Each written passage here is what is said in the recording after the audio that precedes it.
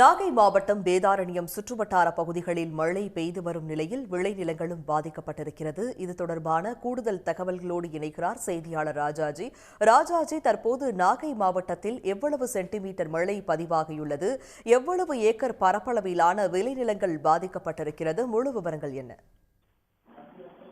வங்கக்கடலில் நிலவும் குறைந்த காற்றழுத்த தாழ்வு பகுதி இன்று காற்றழுத்த தாழ்வு மண்டலமாக மாறும் என எதிர்பார்க்கக்கூடிய நிலையில் இன்று காலை முதலே நாகை மாவட்டம் வேதாரண்யம் சுற்றுவட்டார பகுதிகளில் கருமேகங்கள் சூழ்ந்து வானம் மேகமூட்டத்துடன் காணப்பட்டது.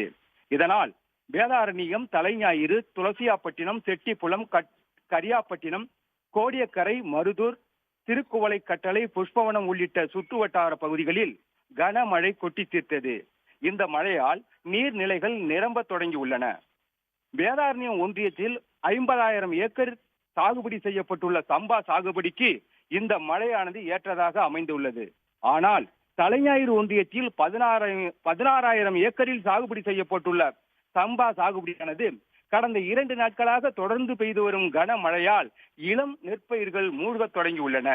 இந்த நிலையில் புயல் உருவாகும் என மீன்வளத்துறையினர் எச்சரிக்கை விடுத்ததால் கோடியக்கரை, ஆறுகாட்டுத்துறை, புஷ்பவனம், மணியன்தீவு, வெள்ளப்பள்ளம், வானவன், மகாதேவி ஆகிய மீனவ கிராமங்களைச் சேர்ந்த மீனவர்கள் கடலுக்கு மீன்பிடிக்க செல்லாமல் மீனவர்கள் தங்களது படகுகளை பாதுகாப்பாக கரையோரம் நிறுத்தி வைத்து உள்ளனர். கடந்த 24 மணி நேரத்தில் வேதாரண்யத்தில் 7 சென்டிமீட்டர் மழையும், தலைஞாயிறில் 10 சென்டிமீட்டர் மழையும், கோடியக்கரையில் 6 சென்டிமீட்டர் மழையும் பதிவாகியுள்ளது. விவரங்களை வழங்கியமைக்கு நன்றி ராஜாஜி. உடனுக்குடன் செய்திகளை தெரிந்து கொள்ள சன் நியூஸ் பெல் ஐகானை கிளிக் பண்ணுங்க.